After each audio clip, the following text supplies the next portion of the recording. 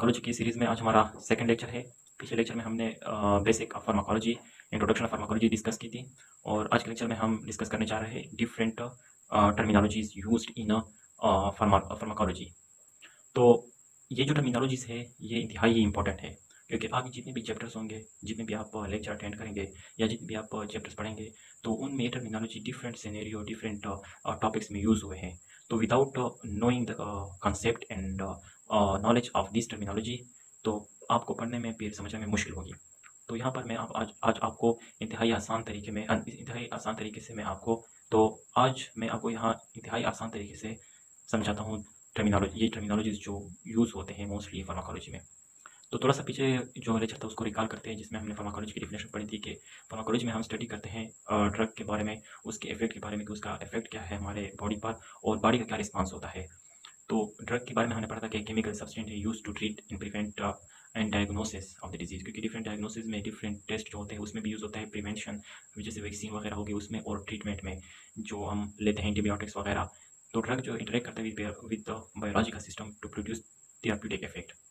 फिर हमने पढ़ा था कि फार्माकोकाइनेटिक्स और फार्माकोडायनामिक्स क्या है। फार्माकोकाइनेटिक्स बेसिकली बॉडी का रिस्पॉन्स होता है ड्रग के मुकाबले में, कि हमारी बॉडी ड्रग को किस तरह प्रोसेस करती है, मतलब कि उसकी एब्जॉर्प्शन, उसकी डिस्ट्रीब्यूशन, मेटाबॉलिज्म और एक्सक्रीशन किस तरह करती है। और फार्माकोडायनामिक्स में जो हम पढ़ते हैं वो हम पढ़ते हैं कि ड्रग का जो इफेक्ट है, ड्रग का इफेक्ट है बॉडी पर, वो हम किस तरह हम उसका जायज़ा लेंगे, उसका मैकेनिज्म किस तरह होता है। मैकेनिज्म ऑफ ड्रग जो होता है बेसिकली हम फार्माकोडायनामिक्स में पढ़ते हैं कि थेराप्यूटिक इफेक्ट किस तरह होता है। और ड्रग जो होता है, जैसे कि हम इंसुलिन लेते हैं तो इंसुलिन का फंक्शन जो है ना वो ये है कि वो हमारा ब्लड जो शुगर का लेवल होता है उसको रिड्यूस करता है। और हम जब कोई पेन किलर लेते हैं तो उसका जो इफेक्ट होता है वो होता है कि वो हमारे पेन जो होता है उसको सबसाइड करता है। और डिफरेंट जैसे ब्लड थिनर्स हो गए, एंटी एलर्जिक हो गए, तो ये जो उसके इफेक्ट्स होते हैं वो हम फार्माकोडायनामिक्स में पढ़ते हैं। अब आते हैं टर्मिनोलॉजीज़ की तरफ जो कि बेसिकली मोस्टली यूज़ होते हैं। वो होता है जैसे कि एब्जॉर्प्शन हो गया। एब्जॉर्प्शन भी प्रोसेस होता है जिसमें हमारा ड्रग जो होता है जब हम इसको एडमिनिस्टर करते हैं तो उसके बाद इसकी एब्जॉर्प्शन हमारे स्टोमक में किस तरह होती है, ये स्टोमक से स्मॉल इंटेस्टाइन और स्मॉल इंटेस्टाइन से सिस्टमिक सर्कुलेशन में किस तरह इसका जो होता है प्रोसेस होता है। और कौन से रूट का एब्जॉर्प्शन ज़्यादा होता है, कौन से रूट का एब्जॉर्प्शन कम होता है। जैसे कि अगर हम ओरली कोई टेबलेट लेते हैं या आईवी लेते हैं तो उसके डिफरेंट एब्जॉर्प्शन पैरामीटर्स होते हैं। जैसे और एंटीबायोटिक्स हम लेते हैं तो वो एब्जॉर्ब इंटेस्टाइन में होता है बिफोर एक्टिंग सिस्टमिकली, तो पहले हम वो एब्जॉर्ब होता है फिर उसके बाद सिस्टमिक इफेक्ट करता है। फिर हम आते हैं डिस्ट्रीब्यूशन। डिस्ट्रीब्यूशन जो होता है ये मूवमेंट होता है ऑफ ड्रग का। जब ड्रग एब्जॉर्ब हो जाता है तो उसके बाद डिस्ट्रीब्यूशन उसकी होती है, जो टारगेट साइट होता है वहाँ तक पहुँचता है। तो ये हमारे ब्लड जो होता है, ब्लड प्लाज्मा, ब्लड स्ट्रीम जो होते हैं टिश्यूज़ तक कैसे पहुँचता है और वो कैसे इफेक्ट करता है, कैसे जो बैरियर्स होते हैं वो क्रॉस करता है। तो ये सब चीज़ें हम फिर ये डिस्ट्रीब्यूशन कहलाते हैं कि इसकी डिस्ट्रीब्यूशन ओवरऑल बॉडी में, ओवरऑल टिश्यू में किस तरह होती है। जैसे कि morphine distribute to brain and cause pain relief. तो ये जब हम मॉर्फिन लेते हैं ओरली तो ये पहले एब्जॉर्ब होता है, फिर हमारे सिस्टमिक सर्कुलेशन में जाता है। सिस्टमिक सर्कुलेशन के बाद टिश्यू में फिर ये डिस्ट्रीब्यूशन इसके होते होते आखिर हमारे ब्लड ब्रेन बैरियर को ये क्रॉस करके जो हमारे पास ब्रेन होते हैं वहाँ पर जो पेन के रिसेप्टर होते हैं वहाँ उस पर बाइंड होकर पेन को सबसाइड कर लेते हैं। इसके बाद नेक्स्ट जो है वो है मेटाबॉलिज्म। मेटाबॉलिज्म जो प्रोसेस होता है break down of drug usually in liver. Liver में जो ये प्रोसेस होता है हमारे पास जो ड्रग होता है वो मेटाबोलाइट्स में कन्वर्ट हो जाता है, जो कि इसकी वेस्ट फॉर्म होती है। फिर लिवर के बाद ये एक्सक्रीट हो जाता है through various mechanism, by excretion, by faeces and by sweating. Excretion के प्रोसेस में फिर ये होता है कि एलिमिनेशन ऑफ ड्रग होती है, जो मेटाबोलाइट्स होते हैं, जो वेस्ट ड्रग होती है जो अपना एक्शन परफॉर्म कर चुकी होती है उसको फिर वो बॉडी से एक्सपेल आउट करती है। तो जैसे कि पेनिसिलिन हो गया, पेनिसिलिन हमारे पास मेटाबोलाइट्स हो जाता है, अनचेंज फॉर्म में होता है, तो वो थ्रू यूरिन हमारी बॉडी से आउट हो जाता है। हाफ लाइफ क्या होती है, the time it takes for half of the drug concentration to be eliminated from the body. मतलब कि जब हमारी बॉडी से हाफ जो कंसंट्रेशन होती है ड्रग की वो एलिमिनेट हो जाए और हाफ रह जाए तो इतना टाइम जो होता है, ये टाइम जो होता है इसको कहते हैं हाफ लाइफ। जैसे कि अगर हम 100 mg की कोई टेबलेट लेते हैं और 20 मिनट के बाद उसकी कंसंट्रेशन 50 रह जाए, 50 mg, तो मतलब इसका मतलब है कि जो 20 मिनट्स थे वो उसका हाफ लाइफ था और बाकी जो हाफ कंसंट्रेशन बची है वो अपना जो इफेक्ट होता है वो परफॉर्म करके वो भी हाफ हो जाता है। तो मतलब ये इसका हाफ लाइफ होता है। जैसे कि डायज़ेपिन्स है उसके जो उसका जो लॉन्ग हाफ लाइफ होता है 20 to 70 hour, allow once daily dose. मतलब कि इसकी डोजिंग जो होती है वो भी हाफ लाइफ पर डिपेंड करती है। जिस ड्रग की डोज मतलब जिस ड्रग की हाफ लाइफ ज़्यादा होती है उसका जो डोज होता है कि हम उसकी डोज और फ्रीक्वेंसी हम कम कर लेते हैं और एक टेबलेट अ डे हम उसको प्रिस्क्राइब करते हैं, उसको यूज़ करता है। उसके बाद जो होता है बायो अवेलेबिलिटी। बायो अवेलेबिलिटी एक पोर्शन जो होता है एक्टिव पोर्शन, जब वो हमारे एक्टिव फॉर्म में ब्लड तक पहुंच जाए उसको कहते हैं बायो अवेलेबिलिटी। ये बायो अवेलेबिलिटी जो होती है डिपेंड करती है कि उसकी एब्जॉर्प्शन कितनी होती है। मतलब कि अगर हमारे पास ड्रग लिपोफिलिक है तो उसकी बायो अवेलेबिलिटी ज़्यादा होगी बनिस्बत है जो हाइड्रोफोबिक ड्रग होते हैं। तो इस तरह जैसे कि हम अगर कोई ड्रग ओरल लेते हैं तो उसकी बायो अवेलेबिलिटी 50 to 60% होती है। लेकिन हम अगर कोई ड्रग आईवी एडमिनिस्टर करते हैं तो उसकी जो बायो अवेलेबिलिटी होती है वो 100% होती है। मतलब कि जो टारगेट साइट पर उसका जो कंसंट्रेशन होता है, जो हमारे ब्लड में कंसंट्रेशन होता है वो बहुत ज़्यादा होता है। उसके बाद है therapeutic index. Therapeutic index basically ratio होता है between drug toxicity and effect of dose. तो मतलब कि अगर हाई इंडेक्स है तो इसका मतलब है कि हमें जो माइन्यूट फॉर्म में अगर हम ड्रग लेते हैं और उसका जो टॉक्सिक इफेक्ट है और गुड इफेक्ट है वो बिल्कुल सेम होते हैं कम ही डोज में, तो मतलब कि उसका थेरेप्यूटिक इंडेक्स बहुत ही कम है। उसके लिए फिर हमें प्रॉपर मैनेजमेंट करनी होती है, उसकी मॉनिटरिंग करनी होती है। अब उसके बाद नेक्स्ट है एगोनिस्ट। एगोनिस्ट वो ड्रग होते हैं जो कि किसी रिसेप्टर पर बाइंड होकर उसको एक्टिवेट करते हैं और अपना फंक्शन, अपना जो मैकेनिज्म है वो परफॉर्म कर लेते हैं। और एंटागोनिस्ट वो ड्रग्स होते हैं जो किसी रिसेप्टर पर बाइंड होते हैं और बजाय उसको एक्टिवेट के उसको ब्लॉक कर लेते हैं। दूसरे सब्सटेंस जो होते हैं हमारी बॉडी के या हमारे बॉडी के एंडोजीनियस हो या एक्सोजीनियस हो उसको वहां पर बाइंड होने नहीं देते, इसको एंटागोनिस्ट कहते हैं।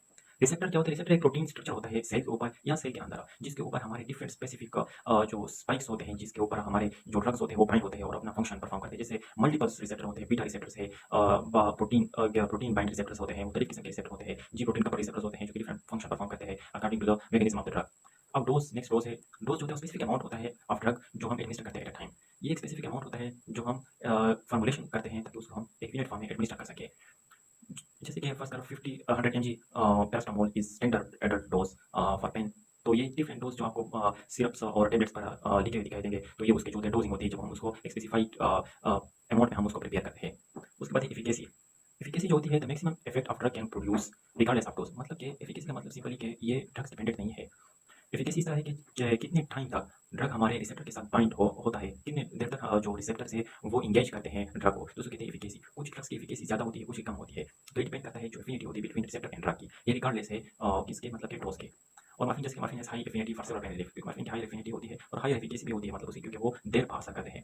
और पोटेंसी जो होती है amount of drug need to produce specific effect, वो अमाउंट ऑफ ड्रग जिससे हमें स्पेसिफिक इफेक्ट हासिल होगा उसको कहते हैं पोटेंसी। मतलब कि अगर हमारे पास दो ड्रग्स है, एक ड्रग की जो इफेक्ट, एक ड्रग जो हमें इफेक्ट शो करता है वो करता है 100 mg पर और दूसरा इफेक्ट शो करता है 20 mg पर। तो जो हाई पोटेंसी जिसकी होगी वो होगी 20, क्योंकि वो हमें कम डोज पर अपना इफेक्ट शो करेगा, तो वही ड्रग हम ड्रग ऑफ चॉइस में यूज़ करेंगे और वही ड्रग हम यूज़ करेंगे। जैसे कि फेंटेनिल हो गया is more potent then morphine.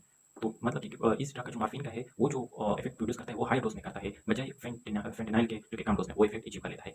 अब जो दूसरा हमारे पास टेक्नोलॉजी वो है साइड इफेक्ट, एडवर्स इफेक्ट और टॉक्सिसिटी। ये तीनों जो है आपको सेम टू सेम लगेगी, लेकिन ये इसमें बहुत ही जमीन आसमान का फर्क है इस कॉन्सेप्ट में। साइड इफेक्ट होता है वो अनइंटेंडेड इफेक्ट होता है ड्रग का।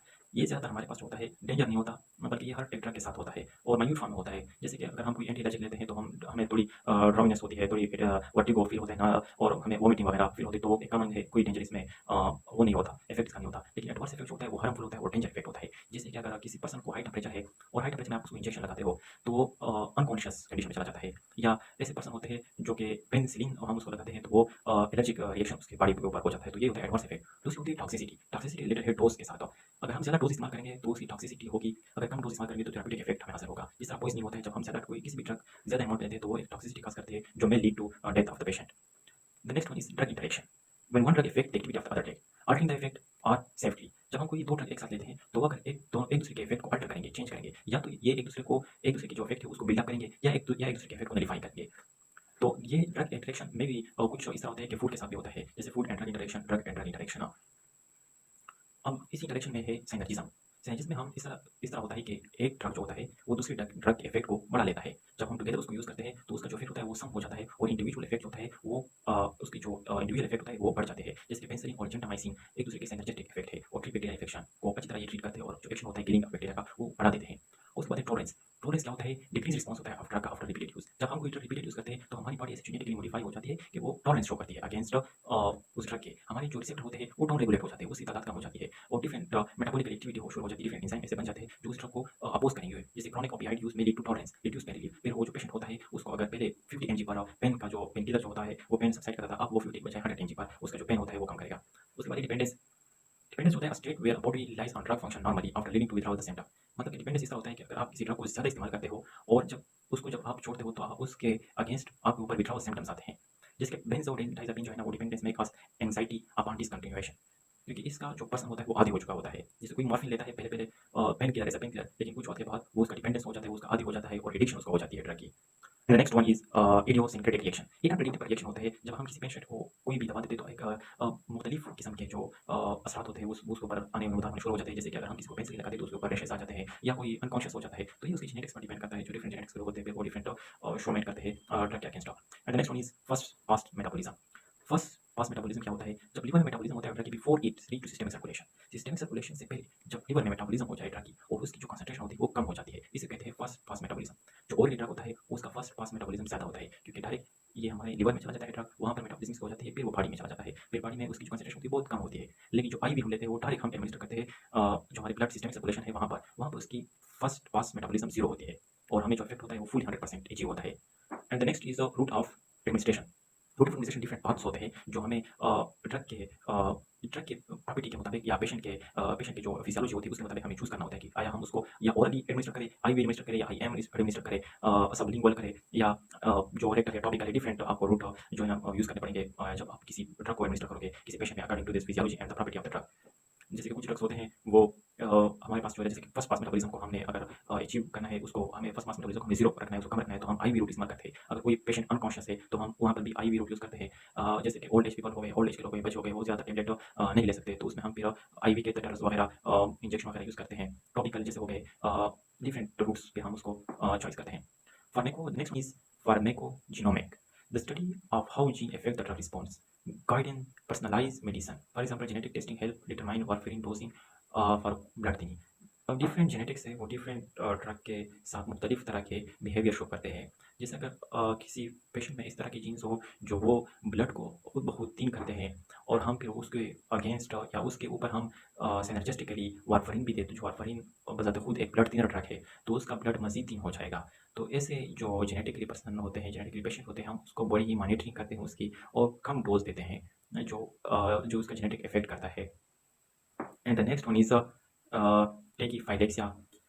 टेकीफाइलेक्सिया जो होता है वो repeat decrease in response after effect due to repeated dose for short time. किसी शॉर्ट टाइम में हम रिपीटेड अगर डोज इस्तेमाल करेंगे, रिपीटेड ज़्यादा मतलब कि अगर एक दिन में हम 4 टेबलेट, एक दिन में हम 5 से 6 टेबलेट यूज़ करते हैं तो उसका इफेक्ट कम हो जाता है क्योंकि जो रिसेप्टर होते हैं वो ऑलरेडी इंगेज होते हैं उस ड्रग के साथ। जब आप और ड्रग दोगे तो एक तो उसकी परमेबिलिटी जो सेरेब्रम की परमेबिलिटी होती है वो कम हो जाती है और उसके बाद ज़्यादातर जो एंजाइम होते हैं वो एक्टिवेट हो जाते हैं लिवर के, वहाँ पर भी उसकी जो मेटाबॉलिज्म होती है वो ज़्यादा हो जाती है और जो रिसेप्टर होते हैं वो ऑलरेडी इंगेज होते हैं तो हमें थेरेप्यूटिक इफेक्ट होता है वो उतना अच्छा हासिल नहीं होता।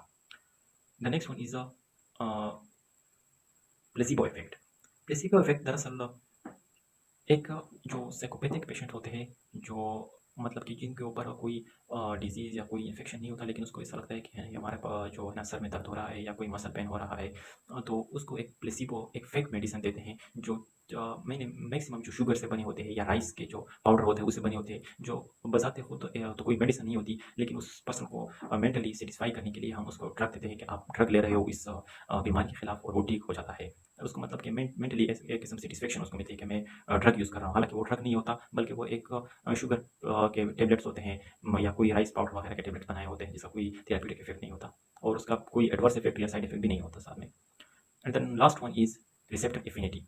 रिसेप्टर एफिनिटी वो क्या चीज़ है? रिसेप्टर एफिनिटी दरअसल जो ड्रग के साथ रिसेप्टर की बाइंडिंग की जो एफिनिटी है मतलब कि love for the binding of the drug, जब जितनी भी एफिनिटी ज़्यादा होगी रिसेप्टर की उतना ही बॉन्ड अच्छा होगा और इफेक्ट हमें अच्छा हासिल होगा।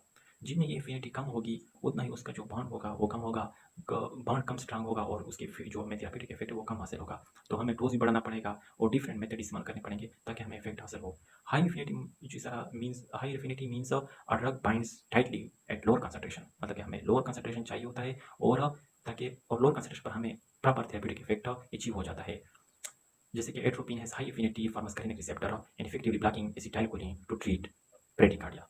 तो ये थे हमारे पास चंद इंपॉर्टेंट टर्मिनोलॉजीज जो मुख्तलिफ चैप्टर्स में मुख्तलिफ जगह पर फार्माकोलॉजी में आपको देखने को मिलेंगी और उम्मीद है कि आप लोगों ने इसको अच्छी तरह से समझा होगा। Thank you for watching.